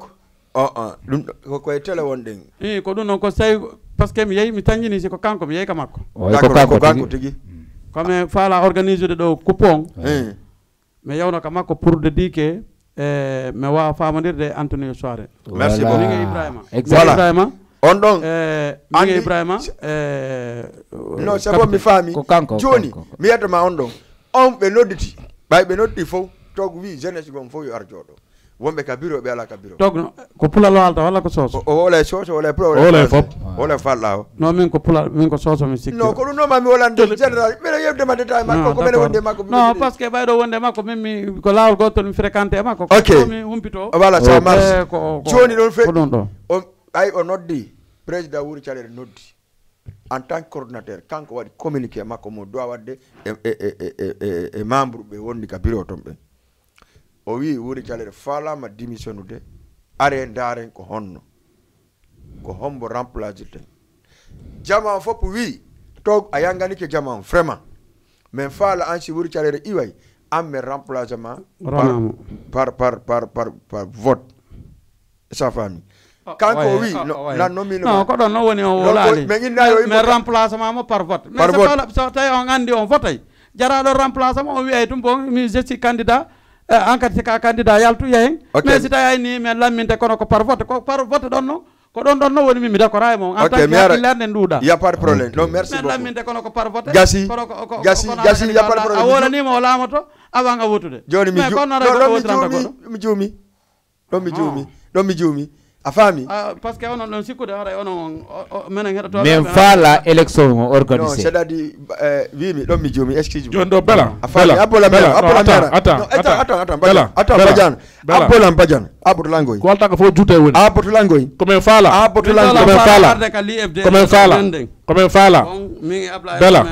bela angi abla watta face à face ko ene watta face à face non min abla la mari face à face e l'IFDG bela badiane laisse-moi terminer non ɗon fof ɗo juuti jeunesse on ko faala ko waɗugol élection ɓe lammina président jeunesse maɓɓe on point deuxième chose woni honno président union e guinéen ɓe darta ɗum noon kadi so tawi ko lamminaɓe par vote ok si tedaka na lamminaɓe par vote on va essayer de voir qui est le capable de diriger les Guinéens du Sénégal parce que son yi Guinéen ɓe Sénégal no divisi so parce que le président est incompétent ɓe ala compétence fi diriger les Guinéens du Sénégal ça il faut qu'on le dit haut et fort woni tawi ko babiraɓe men ma kotiraɓe men ma guriraɓe won nder ton il faut qu'on le dit il faut que enen jeunesse on ƴetten le destin à la main si boni ko enen si moƴƴi ko enen si en ɗowti ɗo mawɓe ha ɓe bonni hakkude men demain on sera le responsable principal franchement fayɓe men kadi ara ɗon kadi donc je lance un appel tous les responsables des Guinéens waɗen boycott assise nationale avec ces gens qui sont là si tawi non ils sont ouverts à dialoguer avec nous discuter avec nous, trouver un terrain d'entente. Il n'y a pas de problème, on est ouvert. On est là pour la nation, pour la Guinée, pour les Guinéens. Hande, ndare ko hôpitaux, ndaron dans des prisons. Combien de Guinéens qui sont là-bas? Combien de Guinéens malades? Combien de Guinéens qui souffrent d'or? Combien de Guinéens qui n'ont pas de poids? Ande, Kassare don Daru. Combien de milliardaires Guinéens que tu vois ici? Plusieurs milliardaires Guinéens. mais mo ɓeyno jowdi ka koye mum mo ɓeyno jowdi ka rukku mum no ñamude mbuku mum no jooɗi no fanki par ce que a ñamay ɗo ceebu jen a ñamay ɗo ceebu jen tranquille ñama ceebu yappu tranquille yara ɗo kosan tranquille or que tes frères et tes sœurs souffrent en Guinée kono noon dowa arrêtude joni il faut que jonidiren juuɗe sina ɗum ko woltere ɗo kon fof ko haala c'est des faux débats il faut que waɗen face à face avec le responsable mi sitay goy Wuri Calere il est un président depuis 26 ans le vieux Matakaw hande kadi mawɓe haysi ɓe faala mais ɓe ala hande kadi force fi dirisugol la communauté guinéenne du Sénégal ça il faut qu'on le dit haysi ɓe mari gandal mum ɓe mari kadi feere mum ɓe ala capacité hande kadi dole maɓɓe ɗen okkaɓe hande kadi on courage ça il faut qu'on le dit les deux personnes là il faut que waɗen tout possible qu'on les change voilà. Merci beaucoup. Voilà. Badiane, merci pour ta contribution. c'est normal jon non arten dernier deuxième dernier arten baja commandres en général mimi no mi ko anni mema e côté ka politique law wara mi yati batté pour l'IFDG a waɗi mbuuɗi ma moyen jima a organiser tournoi IFDG parce que mi yeyi on tournoi hande yiltoɗa wiya an ko kala ko sellu waɗa c'est normal ɗa dakori ɗum sellu lancanama ɗe galle mum ɗo mi nanaɗa wala galle lancama ka wonno kan ko galle makko non ka wonno non ko galle makko so jeyano re ko tere wonno ɗo gouvernement yaltinal papier non hara ka wonno galle ka wonno lancanama si tawi o jeeya ko ɗon ɗum jaɓantama ɗon mi jaɓantama laisse-moi mi pose ma question répondala laisse a faami mais hande mi en général Pikine a yiltike ɓaawo IFDG few hiɗa hande kay ɗa contor IFDG par ce que a dari ko agisi mbiɗa an ko colonel Doumbouya en tant que 25 ans 30 ans 40 ans ko ƴetti pouvoir on kon ɗum ɗon welima jama o fof wima ɓe sikku no général wonnoɗo ɗon on pourquoi hande sansuɗa avis et au côté transition mon ɗa hoorema vraiment c'est illégal déjà avant tout felli toon ɗo goɗɗo yoɓala yenalan ko conscience an on joni lan te kadi min naali mi ñamata jawdi laamu par ce que komi guinéenjo kono pour le moment wona to mi mari vision ka l'IFDG ko erreur ji ɗi wonaɗe waɗede ɗin en tant que entourage makko on ko ɗin haɗi mi absetta par ce que millan jaɓi premier élection on sellu gañike à 43%. Élection deuxième tour, waɗama mi anda 3 mois, mi anda 4 mois. Ha 6 mois. 4 mois. D'accord. Ko meeɗa wadde hay nokku e nder aduna Allah. Ɗum ɗon yimɓe ɓen min mi tawa e ko tolorimo. Ko tolori ɗum ɗon feƴƴi. Ari 2015, cellule gagné largement. O gagné territoire la Guinée on fop o gagné. Mais o heɓali tan argol ka pouvoir. Non, o ari taw ka élection législative o gagné o heɓi woɓɓe ka nder assemblée national. Yahi ha élection on hewti date mum on feƴƴi. O absetti yo ɓen yimɓe makko wonu toon ñaama toon jawdi la Guinée en tant que vraiment leader o tawta président o. O ronki boygotude on tuma noon fiyo élection yehe. Ɗum woni go'o, ɗum woni ɗiɗi. Fiyo élection yehe, élection présidentielle. Non, na élection présidentielle. Ka législative. Ah, mais législative o yaha. Non. Législative on primo. Andi premier mu no. Après. Merci. Andi ko ɗi woni fi débat. Parce que sa woli ko anduɗa haray no wodi haray anduɓe. Hari élection législative on primi. Jon noon o wonda e Lansana, o wonda e Alpha Condé. Na kan ko Alpha Condé primiri pour corrompugol mo. Yoɓi ensemble pendant 10 ans. Jon noon koye nder ɗum ka absettuno ɗum ɗon fii son bonna. Bon, si tawno hara himo marno entourage moƴƴuɓe yiɗuɓe kamɓe kadi hoore mum yiɗimo kanko sellu ko ɓeynayno ko ɗo a démissionnayi an a ala député ka ensemble si ɓe yiɗi noon ɓe continue par ce que so démissionne no harayno ensemble exige tano ko élection ɓe yahayno kadi o hetta siko tato siko nayo siko jowo o wonta ka ensemble toon kono yew ha o perdi ensemble on totalement tay joni sesre hay wotere l'IFDG ala toon te ko kanko yahi winditi en yahi ƴetti engagement ɗaɓɓe carte a min mi tawoyte ka législatif o yahi o boygoti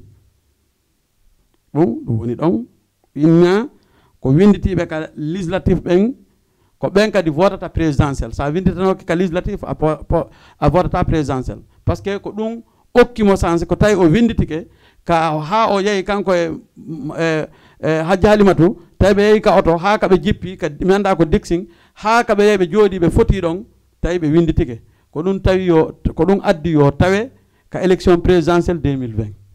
sina ɗum o tawetanoke par ce que siɗa jokkino goɗɗo ko il faut suiva ko yiɗirtama ko walla ko añirtama kon sa jokkali ɗin ɗon ni ɗe andata kon ɗum bon ko ɗon sellu wawi ɗumanade enen fop wonnoɓe ɗo tawde hari en ala ka fiisi keso en votatano par ce que hay si en sonkino ɓawa makko ko sonkirayno ɗen ɓawma koko par ce que ɗum ɗon ko volonté mais réalité on ko vote ɗen en votatano par ce que en alano ka fiis wano enen Dakar ɗo en tawano ka fiis ko ɗum haɗi voten pourquoi en tawa ka fiis haɗi vote ka fiis législatif ko wolta kon Ablaye no andi ka fiis législatif ko ɗon ɓeyni ko élection législative on ko on recommande to élection présidentielle on mi anda ça fait tagaɗo siɗa yiɗimo kadi a jokkay ko gasata kon har na ya jokku faale ma on joni noon ko ɗum waɗi si akkitɗa parti on walla na ɗum non attends wona ɗum min mi accita l'IFDG min simi l'IFDG kon to mi yahata mais non mais ko action ji maɓɓe ɗi woni mi wawaɗi tenirde action ji ɗi ɓe watta ɗo ɗi jedde ɗo hay ñanden ka sellu ari ɗo ka Alhaji Moutar Kocce ko waɗɗon kon himo renila dardemo face à face mi meeɗa townandemo junngo walla kellanamo kawo rewta ka damal ko ɗon o tawilan kawo yaltata kadi ko ɗon o tawilan on foppi ɗon ɗon koni waɗiri juuɗe am par ce que fiyon ɗum mi considéra wonduɓe makko ɓen eno ɓe wondiri e makko noon na wonduɓe e makko ɓen mi sali considérde kono ɓe wondiri noon par ce que o waɗi ɗo maniére kanuɗo hay ceerno Bocar Mata Kaw ko ɗon o minimise men en tant que ressortissant guinéen au Sénégal en tant que ceerno Bocar Mata Kaw woni président union ressortissant guinéen au Sénégal o minimission façon voilà merci beaucoup o ƴetti o tawi men ka Alhaji Moutar Kocce o tawi en ka Alhaji Moutar Kocce Alhaji Moutar Kocce ko jelo okkuno en 500 000 ka Alhaji Sellu ƴetti 300 000 watti ɗon ɗanduno ɗin 300 000 ji ɗi sendano ɗon walla ɗi sendano ka a anda ka meeɗa andi noon ɗi Alhaji Moutar Kocce okkuno en ɗin ɗi sendano ka ko ɗum ɓe wi bon o ƴetti 100 000 francs o jonni sosoɓe ɓen ka kana sosoɓe ɓen kam walla maninkaɓe walla forestier ɓen kana ɓen nayi guine tawa si tawno hara ko min wonno Alhaji Sellu hara ko min wonno conseil makko min nayno yo ƴettu 200 000 o watta ka Alhaji Moutar Kocce okki ɗon ɓay ko baba makko sifike ɗon hiɓe weldi hiɓe yiɗimo naatiro yaltiro min nayno yo ƴettu 200 000 o watta ɗon o gonfla ko Alhaji Moutar Kocce waɗi kon si tawino ko 2500 heɓaynoɗa ɓay min ko ɗum mi heɓuno a yaada eno 3500 Sellu o naata en ɗon an kadi heɓa ɗon donc mana men tawa ɗo ko ka non ko ɗon ko yaw ɓen Alhaji Moutar arɓe waɗi ziara ɓen ata rek ko il faut ko transport yawnoɓe voilà ko transport yawnoɓe ɓen ɓay koye nayen woɗɗuma mais rowani ɗa andi ko jelmi heɓuno rowani ko 5000 hikka ko 2500 par ce que hikka yimɓe ndoɗuno alhamdoulillahi meɗen tori Allah en tori Allah ko arata haraka ka yaasi waɗa saabu no foti yawgol ziyara mawɗo mum sifa ɓen ɗon vraiment no foti donc général d' accord non accere non ko ɓerɗo ɗon ko min koye important yan on nani oɗo Ablaye no andi ko woni e wolde kon enen fof ɗen gandi d' accord joni kanko Sellu o ƴetti 100 000 o jonni yimɓe tata sosoɓe wonno toon tata pet owe ko ɗum ɓe wowluno ko ɗum ko e wowluno o wayi ɗon Sellu ko ƴetti ko wi mi yahayno e ka base Guinée hiwra golɓe fi sukkat suumaye ɓay noon Allah waɗi ko honno waɗiranta ko coordination ji nayyi woni ɗo ko honno waɗiranta fulɓe ɓen 300 000 o waɗana sosoɓe ɓen 100 000 francs voilà non ata rek joni e honno Souleymana Commissaire na coordinateur jo na président moye Guinée oɗo honno mo base Guinée o na président oɗo na président si ɓe ari ka ambassade innete ɓay moye Guinée ɓay président Souleymana ko himo ko fulɓe ɓe ngolami o jonnete julle sappo ɓeeɗa inne ko wotere bon non ata rek non ko question min kadi mi poosi par ce que ko gonga wonde wulde ɗo normal Sellu ko duwano e ceerno Boubacar Mata Kaw ko ƴettugol siko 100 000 francs ɓay na mbuuɗi woni ɗuma ko honneur e ɗum ɗo kadi honno e anditede ɓe ƴetta 400 000 ɗiɓe waɗno ɗon ɗi ɓenna a ceerno Boubacar ko an Allah hikkini e wonugol coordinateur moyen honno ressortissant Guinée au Sénégal e hino ɗo fi sukkar communauté Guinée wonɓe ɗo ɓen min siko min wonno ka fewre makko ka feere makko mek hara ko min fewjanaynomo avant men arde ɗon ko ɗum mi waɗayno simo yiɗi noon ɓeydande arɓe ɓen ka Alhaji Moutar Kocce ɗon ɓeyditugol ko Alhaji Moutar Kocce waɗi kon vraiment je suis entièrement d' accord o ɓeydana komi wonɓe ɗon ɓe woni olofu woni kala neɗɗo arnoɗo ɗon hawrata e ngel makko ngel yaaha par ce que hande min lan tawa e moyen Guinée lan tawa e ressortissant Guinée o Sénégal ɓe on 300 000 ɗon mi yew ha mi yii kono mi nani inde majji kono mi ñamatadi ha adna lanna seede mum rowani lebu ɓen okkuno communauté Guinée ɓe ɓen sukkar mi wi Pikine Souleymane Commissaire andi kono winolan wo goro sukkar amen menen Pikine on hino ka auto makko haka wondo on sukarno ka auto makko haka wondo jonnalla depuis suuma e depuis suuma e feƴƴuɗo ka ley buɓɓen ari Dakar addanin sukkar korka haka wondo mi yettali on gros sukkar mais est ce que ko gros sukkar woni ko intérêt simmi non ko honneur on e anditede nden e considérede nden ko ɗum woni ko intérêt simmi d'accord kono goto men ɗo gros sukkar intéressat ɗum joni général voilà général ko débat wiɗen o maaka seeɗa minen kadi men wowla oɗo kadi wowla ko Ablaye jogui yo joni wawa addude point de vue voilà joni Ablaye jogui andi Ablaye voilà mimmi général merci beaucoup Ablaye juste général wowli piiji ɗiɗi fi entourage et la sello voilà parce que en vrai dire ko moni arde en vrai dire ko min hande mi waɗe tiro min ko min ɓuuri yiɗide guinéemɓe ɓe d'accord walla mi inna wi ko min ɓuuri yiɗide IFDG e golle ɗe yaray yeeso hande mais ka on honno wuriri alaji sellu programme mano argol ko alaji Boubacar ɗon indigol wi o sikkano o tawa no communauté basse Guinée to est ce que a faami oui non ko to wonde puisque ko fiiɗum mbowɗi yewtuɗa on feami o ari ɗon o ari o tawi Souleymane commissaire o ari o tawi ɓe baskotte ɓe bien sûr baskotte ko ɓe yimɓe tato ari kono ɓe naɓorey ɓe holla ɓe teddungal mbi alaji sellu ko addi ko ŋuño alaji sellu jonni ɓen pise ko ɗum oustas konto wolanila et puis ko noon kadi yaari donc mbuɗɗin ko adda ko mbuɗɗin ko okka en mawɓe fuɓɓe fuuta ɓe ko okka ko 500 000 on ɗon mbuɗi ko okka ɗon président sellu jetti 300 000 o hokki o winni haralam fokkitino yawgol ko mon ton moyen Guinée joni ɓay Allah waɗi en fottiɗo hino huntare monɗi joni noon ɓay o tawi ɗon baskine tawi likiti ala ɗon ko poste ɗon o ari ko ari ɗon hino ɓe baskine ɓen donc o tawi ɓen ɗon aɗon wota yew goɗɗo so hokkima est ce que 25 francs non attends c'est président de la république wala président de l'IFDG ɗum woni important non ko ɗum woni important ko anni sellu o waɗata ko noddata kon ko ɗum wallete mo notade wa jettolan kondana sellu dande ko momi kondani ko entourage makko lan arde ɗon parce que kanko o ressemblogol o inata Guinée fof ko pied égalité lan arde ɗon mais probléme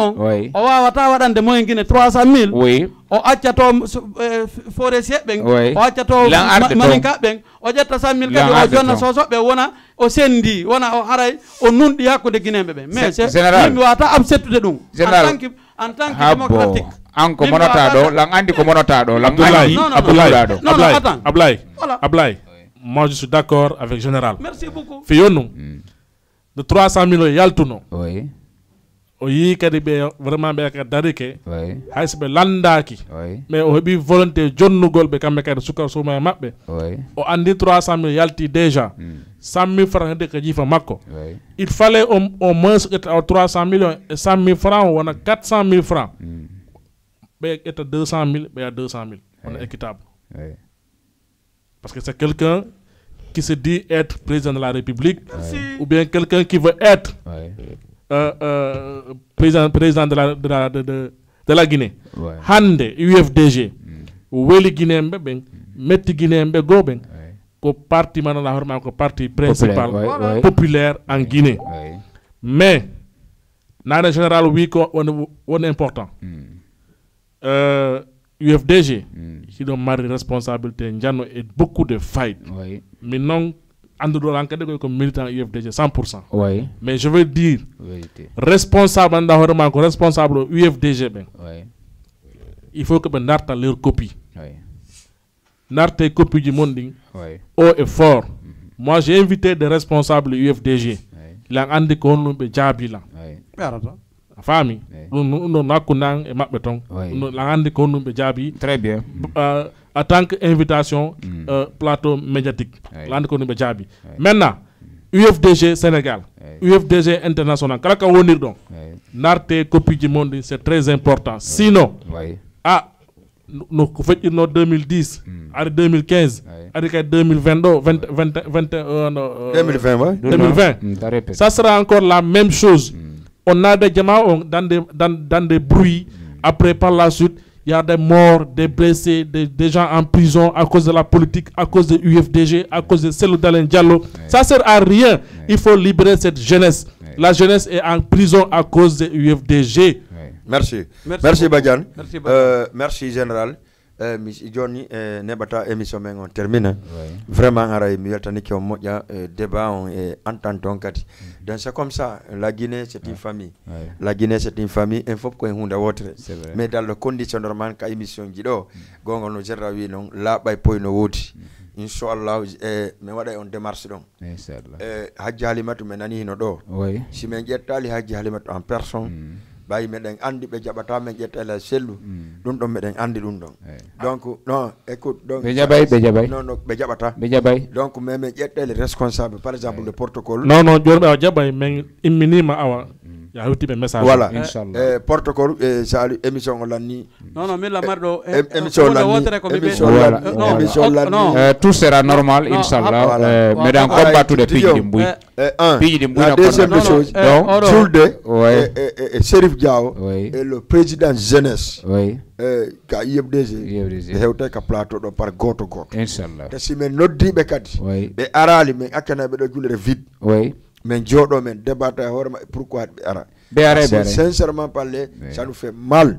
Cellou Dalein aray ɗo la presse guinéen qui est là wona Cellou Dalein walli men ɗo ɗi téléji heeɓi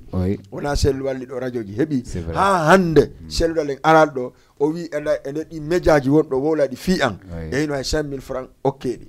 ha hande waɗal ɗum ha hande kadi ɓe organisal ɗum donc minen ɗum ɗon fof meɗen andi meɗen fanki par ce que ça nous intéresse pas fi hon ɗum kon ɗum intéressera men koko démocratie mo won noddude on démocratie mo men falnaɗe laggine hen fof libération mo falnaɗe laggine hen fof noon e général ne woli ko mari important ɓay Doumbouya libéri prisonnier on tout le prisonnier wonno sokanoɓe maison centrale wonno jaɓanoɓe passeport mum fof ko prisonnier wonno bulokanoɓe Sénégal tawi fof no prisonnier mais nde libéri no jamma fof kellanmo yimɓe woɓɓe initirimo woɓɓe initirimo ha ɓiɓɓe le mais en andi enen guinéen no woni ko duɗɗiɗen wallahi par ce que ko duɗɗiɗen ɗon simple sina na o kadi arayno o waylita ka jama on kellanimo kon fof o waylita ka jama ɗuman ɗo fof o waɗa vraiment ko c'est-à-dire ko jama sikkano waɗay donc aray ɗum ɗon ka o teste woni waylita non problème ko ɗum o testay d'accord Allah waɗa ɗum testata kon kadi si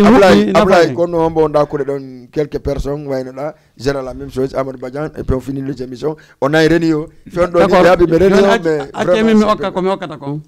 min ko mi okkata mais le émission lanni non d'accord min ko mi okkata min mi ala hewrade goto walla wayntade goto mais no woodi komi woni e wolde ɗo andi 2015 Moutar Diallo ari kanko e l'IFDG wondi Taylan Fouta ko ɗon Alpha Condé Taylan ko ɗon Moutar Diallo Taylan e Moutar Diallo mi yeyi mi habboyimo Gongore tawi kanko o selay o yiwa Gongore o ara Maasi si o yaha o habboyo Sellou Pita bon ɓay ɗum waɗi min ari ɗon e mawɓe amen no ɗon min tawi ɓe marani men e moƴƴa ɓe ƴetti mbewa ɓe fandi kanko Moutar Diallo ini Moutar onon hiɗon ɗaɓɓude laamu tawa kadi ko beyi ɗaɓɓorton ko laawol onon anda probléme mbewa ala secret si goɗɗo o kori on ñamete ñaame mais taw jaɓu kadi o fando on ko ne'i ka galle makko kon en tant que ɗon ɗaɓɓude laamu Moutar ni min ni way ko ɗum mi wolanma taw jaɓu ƴettude komin faggi ga kon naɓoron an waɗoya mba mbewa hon ɗum itta mba e junngo ɓe mawɓe naɓa mba waɗa ya hon ɗum te kadi hiɗa anndi mbeewa ko sonko wondi o wi lan way nde Moutar Diallo iwno laggine arɗo o yawno ha ka galle am billahi wal asim o renconti ɗum o fillitani lan noon min ko l'IFDG ari pita ko 30 moto mi sarsi mi waɗani 2 litres essence masi mi naɓi pita mi yarno ko ɗo mi barni la on jogui carte cap l'IFDG on Dakar ɗo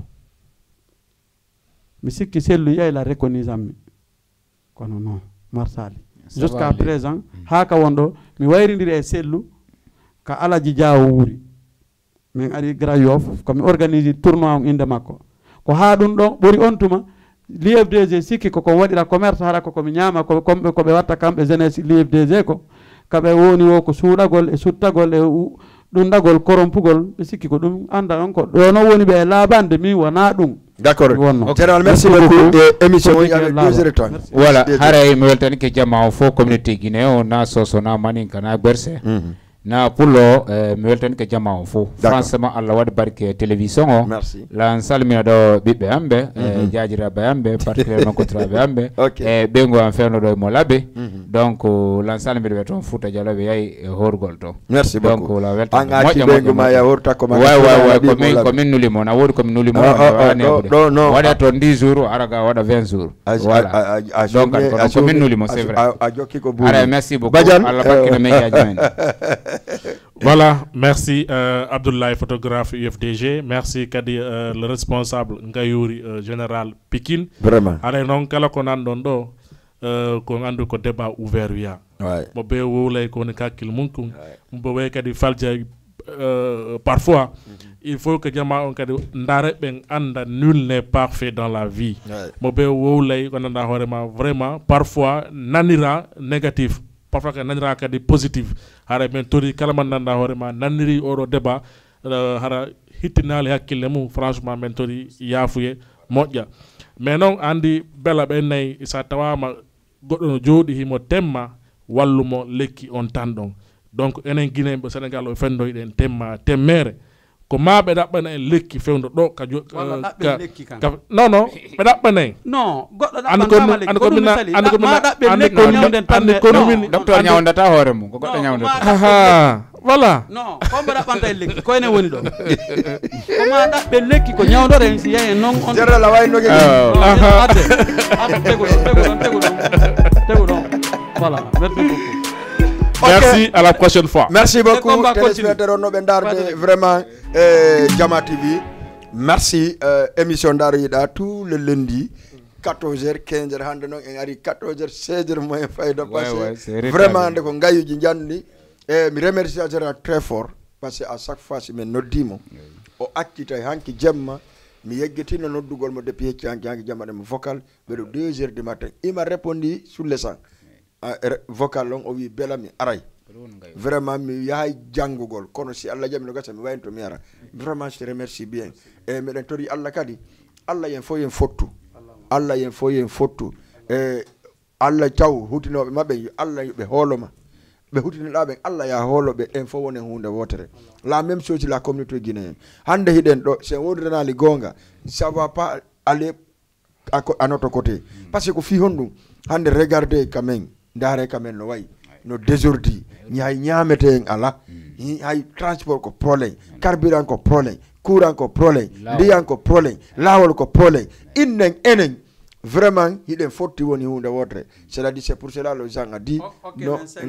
merci beaucoup haray vraiment en salmini jama fo merci a wuri gido jama ande avec ta position général ko bawa wernde won wol dum la c'était pas ça merci et ciao merci Karizim vraiment ara me weltani ke à 5 ans 2026 merci beaucoup merci beaucoup